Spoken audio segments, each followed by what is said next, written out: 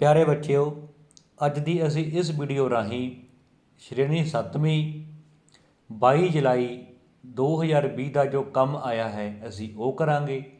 ਜਿਵੇਂ ਕਿ ਅਸੀਂ ਕੱਲ੍ਹ ਦਿੱਲੀ ਸਲਤਨਤ ਦੇ ਰਜੀਆ ਸੁਲਤਾਨ ਬਾਰੇ ਪੜ੍ਹਿਆ ਸੀ, ਅੱਜ ਅਸੀਂ ਦਿੱਲੀ ਸਲਤਨਤ ਪਾਠ ਨੰਬਰ 13 ਦੀ ਜੋ ਅਸਾਈਨਮੈਂਟ ਹੈ ਉਹ ਕਰਾਂਗੇ, ਜੋ ਕਿ ਅੱਜ ਤੁਹਾਨੂੰ ਬਿਲਕੁਲ ਸੋਲਵ ਹੋ ਕੇ ਆਈ ਹੈ। ਅਤੇ ਪਹਿਲਾਂ ਅਸੀਂ ਥੋੜ੍ਹਾ ਜਿਹਾ ਉਸ ਨੂੰ ਜੋ ਪਹਿਲਾਂ ਪੜ੍ਹਿਆ ਹੈ ਉਸ ਬਾਰੇ ਦੇਖ ਲਈਏ। ਜੋ ਦਿੱਲੀ ਸਲਤਨਤ ਹੈ ਉਸ ਦਾ ਇਤਿਹਾਸ ਜੋ ਭਾਰਤੀ ਇਤਿਹਾਸ ਵਿੱਚ 1206 ਈਸਵੀ ਤੋਂ ਲੈ ਕੇ 1526 ਈਸਵੀ ਤੱਕ ਦੇ ਸਮੇਂ ਨੂੰ ਦਿੱਲੀ ਸਲਤਨਤ ਦਾ ਕਾਲ ਕਿਹਾ ਜਾਂਦਾ ਹੈ। ਇਸ ਸਮੇਂ ਦੌਰਾਨ ਗੁਲਾਮ ਵੰਸ਼, ਖਿਲਜੀ ਵੰਸ਼, ਤੁਗਲਕ ਵੰਸ਼, ਸੱਯਦ ਵੰਸ਼ ਅਤੇ ਲੋਧੀ ਵੰਸ਼, ਕਹਿਣ ਦਾ ਭਾਵ ਕਿ ਪੰਜ ਪੀੜ੍ਹੀਆਂ ਨੇ ਦਿੱਲੀ ਸਲਤਨਤ ਤੇ ਰਾਜ ਕੀਤਾ, ਦਿੱਲੀ 'ਤੇ ਰਾਜ ਕੀਤਾ। ਤਾਂ ਫਿਰ 1526 ਵਿੱਚ ਬਾਬਰ ਨੇ ਆਖਰੀ ਇਬਰਾਹਿਮ ਲੋਧੀ ਵੰਸ਼ ਦੇ ਇਬਰਾਹਿਮ ਲੋਧੀ ਨੂੰ ਪਾਣੀਪਤ ਦੀ ਲੜਾਈ ਵਿੱਚ ਹਰਾ ਕੇ ਦਿੱਲੀ ਸਲਤਨਤ ਦਾ ਅੰਤ ਕੀਤਾ ਸੀ ਅਤੇ ਮੁਗਲ ਸਾਮਰਾਜ ਦੀ ਨੀਂਹ ਰੱਖੀ ਸੀ।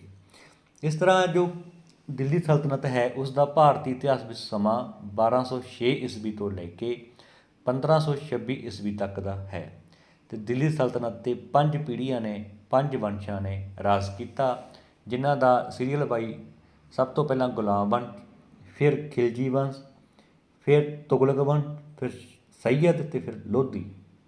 ਪਹਿਲਾ ਗੁਲਾਮ ਵੰਸ਼ ਸੀਗਾ ਅਤੇ ਆਖਰੀ ਲੋਧੀ ਵੰਸ਼ ਸੀ। ਤਾਂ ਫਿਰ ਇਸ ਦੇ ਜੋ ਇਲਤੁਤਮਿਸ, ਬਲਬਨ, ਅਲਾਉਦੀਨ ਖਿਲਜੀ, ਮੁਹੰਮਦ ਬਿਨ ਤੁਗਲਕ, ਫਿਰੋਜ਼ ਸ਼ਾਹ ਤੁਗਲਕ ਦਿੱਲੀ ਸਲਤਨਤ ਦੇ ਮਹਾਨ ਸੁਲਤਾਨ ਹੋਏ ਹਨ। ਤਾਂ ਫਿਰ ਸਾਨੂੰ ਜੋ ਦਿੱਲੀ ਸਲਤਨਤ ਦੀ ਜਾਣਕਾਰੀ ਹੈ ਉਹਦੇ ਸਾਨੂੰ ਕਿਉਂਕਿ ਹਰੇਕ ਚੀਜ਼ ਦੀ ਜਾਣਕਾਰੀ ਦੇ 2 ਪ੍ਰਮੁੱਖ ਸਰੋਤ ਹੁੰਦੇ ਹਨ। ਇੱਕ ਸਾਹਿਤਕ ਸਰੋਤ, ਲਿਖਤੀ ਗ੍ਰੰਥ, ਕਿਤਾਬਾਂ, ਕਾਪੀਆਂ ਜੋ ਵੀ ਹੁੰਦਾ ਹੈ, ਅਤੇ ਇੱਕ ਹੁੰਦਾ ਹੈ ਪੁਰਾਤੱਤਵ ਸਰੋਤ, ਜੋ ਕਿ ਆਰਚੀਓਲੋਜੀਕਲ ਸਾਈਟਸ ਹੁੰਦੀਆਂ ਨੇਗੀਆਂ, ਕੋਈ ਸਿੱਕੇ, ਕੋਈ ਸਮਾਰਕ, ਕੋਈ ਭਵਨ, ਕੋਈ ਬਿਲਡਿੰਗ, ਕੋਈ ਖੰਡਰ ਬਚ ਜਾਂਦੇ ਨੇ, ਜਿਸ ਤਰ੍ਹਾਂ ਲਾਲ ਕਿਲ੍ਹਾ ਹੈ, ਸਾਡਾ ਕੁਤਬ ਮੀਨਾਰ ਹੈ। ਇਹ ਸਾਰੇ ਸਾਡੇ ਪੁਰਾਤੱਤਵ ਸਰੋਤ ਨੇ ਜਿਨ੍ਹਾਂ ਤੋਂ ਅਸੀਂ ਉਸ ਸਮੇਂ ਬਾਰੇ ਜਾਣਕਾਰੀ ਪ੍ਰਾਪਤ ਕਰ ਸਕਦੇ ਹਾਂ। ਤਾਂ ਜੋ ਇਤਿਹਾਸਿਕ ਸਰੋਤ ਨੇ ਦਿੱਲੀ ਸਲਤਨਤ ਬਾਰੇ, ਤਾਂ ਸਭ ਤੋਂ ਜਿਹੜਾ ਮੇਨ ਹੈ ਉਸ ਦੇ ਵਿੱਚ ਵਿਦੇਸ਼ੀ ਯਾਤਰੀ, ਕਿਉਂਕਿ ਦਿੱਲੀ ਸਲਤਨਤ ਸਮੇਂ ਬਹੁਤ ਸਾਰੇ ਵਿਦੇਸ਼ੀ ਯਾਤਰੀ ਵੀ ਆਏ ਸਨ, ਜਿਵੇਂ ਮਾਰਕ ਪੋਲੋ, ਇਬਨ ਬਤੂਤਾ ਅਤੇ ਹੋਰ ਵੀ ਬਹੁਤ ਸਾਰੇ। ਉਸ ਤੋਂ ਬਾਅਦ ਉਹਨਾਂ ਦੇ ਦਰਬਾਰੀਆਂ ਦੇ ਜਿਵੇਂ ਬਹੁਤ ਸਾਰੇ ਉਹਨਾਂ ਦੇ ਆਪਣੇ ਰਾਜ ਦਰਬਾਰੀ ਹੁੰਦੇ ਸਨ, ਜਿਵੇਂ ਤੁਗਲਕਨਾਮਾ, ਤਾਰੀਖ-ਏ-ਇਲਾਹੀ, ਤਾਰੀਖ-ਏ-ਫਿਰੋਜ਼ਸ਼ਾਹੀ। ਅਤੇ ਵੱਖ ਸੁਲਤਾਨਾਂ ਦੇ ਸਮੇਂ ਉਹਨਾਂ ਦੇ ਜੋ ਰਾਜ ਕਵੀ ਸੀ, ਰਾਜ ਦਰਬਾਰੀ ਸੀ, ਉਹਨਾਂ ਨੇ ਲਿਖੇ ਸਨ। ਫਿਰ ਪੁਰਾਤੱਤਵ ਸਰੋਤਾਂ ਵਿੱਚ ਇਤਿਹਾਸਿਕ ਇਮਾਰਤਾਂ ਆ ਜਾਂਦੀਆਂ ਨੇ, ਜਿਵੇਂ ਕਿ ਕੁਤਬ ਮੀਨਾਰ, ਜੋ ਦਿੱਲੀ ਸਲਤਨਤ ਨਾਲ ਸੰਬੰਧ ਰੱਖਦੇ ਨੇ। ਤਾਂ ਫਿਰ ਅਸੀਂ ਨੇ ਗੁਲਾਮ ਵੰਸ਼ ਜਾਂ ਦਾਸ ਵੰਸ਼, ਸਲੇਵ ਡਾਇਨੈਸਟੀ। ਤਾਂ ਸਭ ਤੋਂ ਪਹਿਲਾਂ ਅਸੀਂ ਪੜ੍ਹਿਆ ਸੀ ਕਿ ਮੱਧਕਾਲ ਯੁੱਗ ਦੌਰਾਨ ਭਾਰਤ ਵਿੱਚ ਤੁਰਕ ਰਾਜ ਦਾ ਅਸਲ ਸੰਸਥਾਪਕ ਕੌਣ ਸੀ। ਤਾਂ ਜੋ ਅਸਲ ਸੰਸਥਾਪਕ ਸੀ ਉਹ ਸੀਗਾ ਕੁਤਬਉਦੀਨ ਐਬਕ। ਕਈ ਵਿਦਿਆਰਥੀਆਂ ਨੂੰ ਇਹ ਕਨਫਿਊਜ਼ਨ ਰਹਿੰਦੀ ਹੈ ਕਿ ਮੁਹੰਮਦ ਗੌਰੀ ਸੀ। ਮੁਹੰਮਦ ਗੌਰੀ ਨਹੀਂ ਸੀ, ਕਿਉਂਕਿ ਉਸ ਤੋਂ ਪਹਿਲਾਂ ਮਹਿਮੂਦ ਗਜ਼ਨਵੀ ਆਇਆ। ਉਹ ਸਿਰਫ ਭਾਰਤ ਦੀ ਧਨ ਦੌਲਤ ਲੁੱਟਣ ਦੇ ਲਈ ਆਇਆ ਸੀ। ਅਤੇ ਮੁਹੰਮਦ ਗੌਰੀ ਭਾਰਤ ਵਿੱਚ ਤੁਰਕ ਸਮਰਾਜ ਸਥਾਪਿਤ ਕਰਨਾ ਚਾਹੁੰਦਾ ਸੀ। ਉਸਨੇ ਭਾਰਤ ਨੂੰ ਜਿੱਤਿਆ ਪਰ ਉਹ ਰਾਜ ਨਾ ਕਰ ਸਕਿਆ। ਪਰ ਜੋ ਤੁਰਕ ਸਮਰਾਜ ਦੀ ਨੀਂਹ ਰੱਖਣ ਦਾ ਸਿਹਰਾ ਜਾਂਦਾ ਹੈ, ਸੰਸਥਾਪਕ ਕਹਿੰਦੇ ਹਾਂ, ਉਹ ਕੁਤਬਉਦੀਨ ਐਬਕ ਹੈ, ਕਿਉਂਕਿ ਕੁਤਬਉਦੀਨ ਐਬਕ ਨੇ ਮੁਹੰਮਦ ਗੌਰੀ ਦੀ ਅਚਾਨਕ ਮੌਤ ਤੋਂ ਬਾਅਦ ਕੁਤਬਉਦੀਨ ਐਬਕ ਨੇ ਦਿੱਲੀ ਸਲਤਨਤ ਦੀ ਨੀਂਹ ਰੱਖੀ ਸੀ।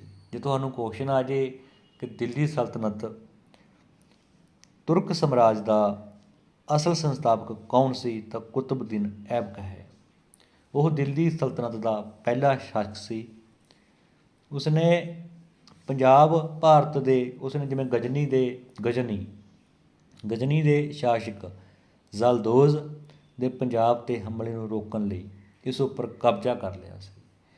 ਜੋ ਕੁਤਬਉਦੀਨ ਐਬਕ ਸੀਗਾ, ਉਸਨੇ ਜ਼ਲਦੋਜ਼ ਨੂੰ ਵੀ ਹਰਾਇਆ ਸੀ, ਭਾਵ ਉਸਨੂੰ ਪੰਜਾਬ ਉੱਤੇ ਹਮਲਾ ਕਰਨ ਲਈ ਰੋਕਣ ਲਈ ਇਸ ਉੱਤੇ ਕਬਜ਼ਾ ਕਰ ਲਿਆ ਸੀ। ਅਤੇ ਜੋ ਕੁਤਬਉਦੀਨ ਐਬਕ ਸੀਗਾ, ਕੁਤਬਉਦੀਨ ਐਬਕ ਉਹਦੀ ਜੋ ਰਾਜਧਾਨੀ ਸੀ ਉਹ ਲਾਹੌਰ ਸੀ, ਨਾ ਕਿ ਦਿੱਲੀ। ਜੋ ਕੁਤਬਉਦੀਨ ਐਬਕ ਸੀ, ਜੇ ਤੁਹਾਨੂੰ ਕੁਐਸਚਨ ਆ ਜੇ ਕਿ ਕੁਤਬਉਦੀਨ ਐਬਕ ਦੀ ਰਾਜਧਾਨੀ ਕਿਹੜੀ ਸੀ, ਤਾਂ ਉਸ ਦੀ ਰਾਜਧਾਨੀ ਲਾਹੌਰ ਸੀ। ਕਿਉਂਕਿ ਕੁਤਬਉਦੀਨ ਐਬਕ ਸਮੇਂ ਕੋਈ ਜ਼ਿਆਦਾ ਵਿਸਤਾਰ ਨਹੀਂ ਹੋਇਆ ਸੀ, ਇਸ ਲਈ ਕਿਉਂਕਿ ਉਸ ਸਮੇਂ ਜੋ ਵਿਦੇਸ਼ੀ ਹਮਲੇ, ਅਫਗਾਨਿਸਤਾਨ ਸਾਈਡ ਵਾਲੇ ਹਮਲੇ ਸਨ, ਉਹ ਬਹੁਤ ਹੋ ਰਹੇ ਸਨ। ਤਾਂ ਉਹਨਾਂ ਨੂੰ ਰੋਕਣ ਦੇ ਲਈ, ਤਾਂ ਜਿਸ ਤਰ੍ਹਾਂ ਅਸੀਂ ਪੜ੍ਹਿਆ ਕਿ ਅਸੀਂ ਪੜ੍ਹ ਚੁੱਕੇ ਹਾਂ ਕਿ ਕੁਤਬਉਦੀਨ ਐਬਕ ਨੇ ਜ਼ਲਦੋਜ਼ ਦੇ ਹਮਲੇ ਨੂੰ ਰੋਕਣ ਦੇ ਲਈ ਪੰਜਾਬ 'ਤੇ ਕਬਜ਼ਾ ਕਰ ਲਿਆ। ਉਸਨੇ ਲਾਹੌਰ ਨੂੰ ਆਪਣੀ ਰਾਜਧਾਨੀ ਬਣਾਇਆ। ਤਾਂ ਫਿਰ ਇੱਕ ਸੀਗਾ ਨਸਰੂਦੀਨ ਕਵਾਚਾ। ਨਸਰੂਦੀਨ ਕਵਾਚਾ ਨੇ ਸਿੰਧ ਅਤੇ ਮੁਲਤਾਨ 'ਤੇ ਅਧਿਕਾਰ ਕਰ ਲਿਆ ਸੀ। ਨਸਰੂਦੀਨ ਕਵਾਚਾ ਨੇ ਸਿੰਧ ਅਤੇ ਮੁਲਤਾਨ 'ਤੇ, ਜੋ ਕਿ ਪਾਕਿਸਤਾਨ ਲਾਹੌਰ ਦੇ ਕੋਲ ਹੀ ਹੈ, ਅਤੇ ਸਿੰਧ ਅਤੇ ਮੁਲਤਾਨ 'ਤੇ ਕਬਜ਼ਾ ਕਰ ਲਿਆ ਸੀ। ਤਾਂ ਕੁਤਬਉਦੀਨ ਐਬਕ ਨੇ ਉਸ ਨੂੰ, ਭਾਵ ਉਸ ਦੇ ਵਿਰੋਧ ਨੂੰ ਹਟਾਉਣ ਦੇ ਲਈ ਕੁਤਬਉਦੀਨ ਐਬਕ ਦੀ ਭੈਣ ਨਾਲ ਵਿਆਹ ਕਰਾ ਲਿਆ। ਤਾਂ ਕੁਤਬਉਦੀਨ ਐਬਕ ਨੇ ਉਸ ਨਾਲ ਆਪਣੀ ਭੈਣ ਦਾ ਵਿਆਹ ਕਰ ਦਿੱਤਾ ਅਤੇ ਉਸ ਨਾਲ ਰਿਸ਼ਤੇਦਾਰੀ ਪਾ ਲਈ ਤਾਂ ਕਿ ਉਸ ਨੂੰ ਤੰਗ ਨਾ ਕਰੇ ਨਸਰੂਦੀਨ ਕਵਾਚਾ, ਜੋ ਕਿ ਕੁਤਬਉਦੀਨ ਐਬਕ ਦਾ ਜੀਜਾ ਬਣ ਗਿਆ ਸੀ। ਤਾਂ ਕੁਤਬਉਦੀਨ ਐਬਕ ਇੱਕ ਮਹਾਨ ਕਲਾ ਪ੍ਰੇਮੀ ਸੀ। ਉਸਨੇ ਕੁਤਬ ਮੀਨਾਰ ਦੀ ਉਸਾਰੀ ਕਰਾਈ ਸੀ। ਕੁਤਬਉਦੀਨ ਐਬਕ ਦੀ ਮੌਤ 1210 ਈਸਵੀ ਵਿੱਚ ਅਚਾਨਕ ਘੋੜੇ ਤੋਂ ਡਿੱਗ ਕੇ ਹੋਈ ਸੀ। ਇਹ ਅਸੀਂ ਨੇ ਕੁਤਬਉਦੀਨ ਐਬਕ ਬਾਰੇ 2 ਕੁਐਸਚਨ ਦੇਖੇ ਅਤੇ ਉਹਦਾ ਜੋ ਵਿਸਤਾਰ ਹੈ ਉਹ ਦੇਖਿਆ ਕਿ ਮੱਧਕਾਲੀਨ ਯੁੱਗ ਦੌਰਾਨ ਭਾਰਤ ਵਿੱਚ ਤੁਰਕ ਰਾਜ ਦਾ ਅਸਲ ਸੰਸਥਾਪਕ ਕੁਤਬਉਦੀਨ ਐਬਕ ਸੀ। ਉਹ ਦਿੱਲੀ ਸਲਤਨਤ ਦਾ ਪਹਿਲਾ ਸ਼ਾਸਕ ਸੀ। ਉਸਦੀ ਰਾਜਧਾਨੀ ਲਾਹੌਰ ਸੀ। ਉਸਦੇ ਸਮੇਂ 2 ਵਿਰੋਧੀ ਉਹਦੇ ਮੁੱਖ ਸਨ। ਇੱਕ ਗਜ਼ਨੀ ਦਾ ਸ਼ਾਸਕ ਸੀਗਾ ਜ਼ਲਦੋਜ਼ ਨੂੰ ਉਹਨੇ ਰੋਕਣ ਦੇ ਲਈ ਪੰਜਾਬ ਉੱਤੇ ਕਬਜ਼ਾ ਕਰ ਲਿਆ ਸੀ, ਅਤੇ ਇੱਕ ਸੀ ਮੁਲਤਾਨ ਅਤੇ ਸਿੰਧ ਵਾਲਾ ਨਸਰੂਦੀਨ ਕਵਾਚਾ। ਉਸ ਨਾਲ ਇਸ ਨੇ ਆਪਣੀ ਭੈਣ ਦਾ ਵਿਆਹ ਕਰਤਾ ਸੀ, ਜਿਸ ਨਾਲ ਉਸ ਨਾਲ ਇਸ ਦੀ ਰਿਸ਼ਤੇਦਾਰੀ ਪੈ ਗਈ ਸੀ। ਇਹ 2 ਹਮਲਾਵਰ ਉਸਦੇ ਖਾਸ ਵਿਰੋਧੀ ਸਨ। ਕੁਤਬਉਦੀਨ ਐਬਕ ਦੀ ਜੋ ਰਾਜਧਾਨੀ ਸੀ ਉਹ ਲਾਹੌਰ ਸੀ, ਨਾ ਕਿ ਦਿੱਲੀ। ਇਹ ਅਸੀਂ ਕੁਤਬਉਦੀਨ ਐਬਕ ਬਾਰੇ ਪੜ੍ਹਿਆ। ਫਿਰ ਕੁਤਬਉਦੀਨ ਐਬਕ ਦੀ ਮੌਤ ਤੋਂ ਬਾਅਦ ਉਸ ਦਾ ਪੁੱਤਰ, ਕੁਤਬਉਦੀਨ ਐਬਕ ਦੀ ਮੌਤ 1210 ਵਿੱਚ ਅਚਾਨਕ ਘੋੜੇ ਤੋਂ ਡਿੱਗ ਕੇ ਹੋ ਗਈ ਸੀ। ਤਾਂ ਕਰਕੇ ਕੁਤਬਉਦੀਨ ਐਬਕ ਦੀ ਮੌਤ ਤੋਂ ਬਾਅਦ ਉਸ ਦਾ ਪੁੱਤਰ ਆਰਾਮ ਸ਼ਾਹ ਦਿੱਲੀ ਸਲਤਨਤ ਦਾ ਸ਼ਾਸਕ ਬਣਿਆ। ਅਤੇ ਜੋ ਆਰਾਮ ਸ਼ਾਹ ਸੀਗਾ ਉਸ ਵਿੱਚ ਸੁਲਤਾਨ ਵਾਲੇ ਕੋਈ ਜ਼ਿਆਦਾ ਗੁਣ ਨਹੀਂ ਸਨ। ਤਾਂ ਫਿਰ ਇਸ ਤੋਂ ਬਾਅਦ ਇਲਤੁਤਮਿਸ, ਜੋ ਕਿ ਕੁਤਬਉਦੀਨ ਐਬਕ ਦਾ ਗੁਲਾਮ ਸੀ। ਜੇਕਰ ਕਦੇ ਤੁਹਾਨੂੰ ਕੁਐਸਚਨ ਆ ਜਾਏ ਕਿ ਗੁਲਾਮ ਦਾ ਗੁਲਾਮ ਕਿਹਨੂੰ ਕਿਹਾ ਜਾਂਦਾ ਹੈ, ਉਹ ਹੈ ਇਲਤੁਤਮਿਸ, ਕਿਉਂਕਿ ਕੁਤਬਉਦੀਨ ਐਬਕ ਮੁਹੰਮਦ ਗੌਰੀ ਦਾ ਗੁਲਾਮ ਸੀ। ਅਤੇ ਇਸ ਤੋਂ ਬਾਅਦ ਜੋ ਇਲਤੁਤਮਿਸ ਸੀ ਉਹ ਕੁਤਬਉਦੀਨ ਐਬਕ ਦਾ ਗੁਲਾਮ ਸੀ। ਤਾਂ ਜੋ ਇਲਤੁਤਮਿਸ ਹੈ ਉਸ ਨੂੰ ਗੁਲਾਮ ਦਾ ਗੁਲਾਮ ਵੀ ਕਿਹਾ ਜਾਂਦਾ ਹੈ।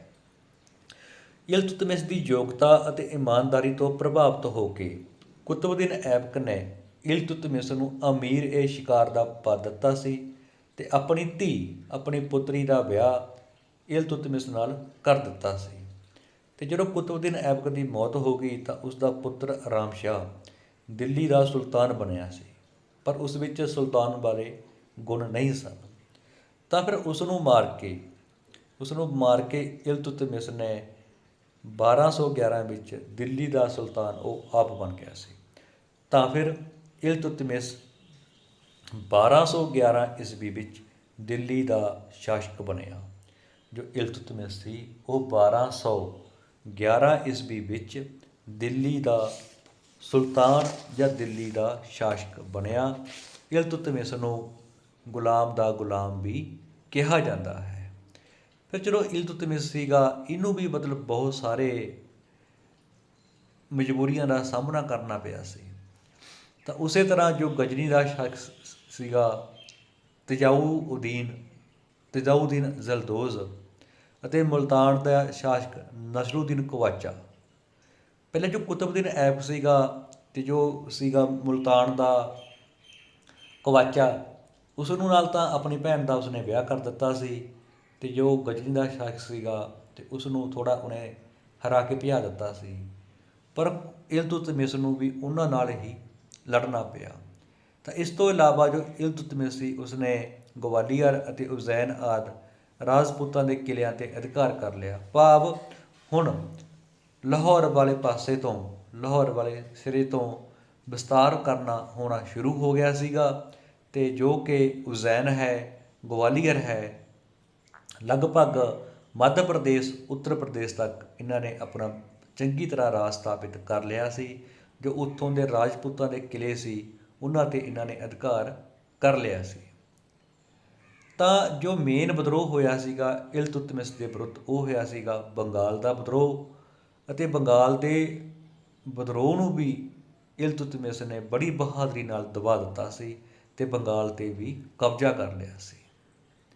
ਅਤੇ ਜੋ ਸਭ ਤੋਂ ਮਹਾਨ ਗੱਲ ਹੈ ਇਲਤੁਤਮਿਸ ਦੀ, ਉਹ ਹੈ 1221 ਵਿੱਚ ਚੰਗੇਜ਼ ਖਾਂ, ਜੋ ਕਿ ਮੰਗੋਲ ਸਨ, ਇੱਕ ਬਹੁਤ ਖੁੰਖਾਰ ਜਾਤੀ। ਮੰਗੋਲ ਚੰਗੇਜ਼ ਖਾਂ ਦੀ ਅਗਵਾਈ ਵਿੱਚ ਮੰਗੋਲ ਭਾਰਤ 'ਤੇ ਹਮਲਾ ਕਰਨ ਆਏ, ਕਿਉਂਕਿ ਚੰਗੇਜ਼ ਖਾਂ ਆਪਣੇ ਕਿਸੇ ਦੁਸ਼ਮਣ ਦਾ ਪਿੱਛਾ ਕਰ ਰਿਹਾ ਸੀ। ਤਾਂ ਉਹ ਪਿੱਛਾ ਕਰ ਰਿਹਾ ਸੀਗਾ, ਤਾਂ ਇਲਤੁਤਮਿਸ ਨੇ ਉਸ ਨੂੰ ਕਿਹਾ ਕਿ ਭਾਰਤ ਦੇ ਜੋ ਹਾਲਾਤ ਹਨ ਉਹ ਅਜੇ ਸਹੀ ਨਹੀਂ ਹਨ, ਇਸ ਲਈ ਉਹ ਕਿਤੇ ਹੋਰ ਜਾਵੇ। ਤਾਂ ਇਸ ਸਿਆਣਪ ਦਾ ਪ੍ਰਯੋਗ ਕਰਕੇ ਇਲਤੁਤਮਿਸ ਨੇ ਚੰਗੇਜ਼ ਖਾਂ ਦੇ ਹਮਲੇ ਤੋਂ ਭਾਰਤ ਨੂੰ ਬਚਾਇਆ ਸੀ। ਅਤੇ ਇਲਤੁਤਮਿਸ ਦਾ ਇੱਕ ਸਭ ਤੋਂ ਹੋਰ ਮਹਾਨ ਕੰਮ ਹੈ, ਉਸਨੇ ਸ਼ਾਸਨ ਪ੍ਰਬੰਧ ਚਲਾਉਣ ਲਈ 40 ਅਮੀਰਾਂ ਦੀ ਨਿਯੁਕਤੀ ਕੀਤੀ, ਜਿਸ ਨੂੰ ਚਾਲੀਸਾ ਕਿਹਾ ਜਾਂਦਾ ਹੈ।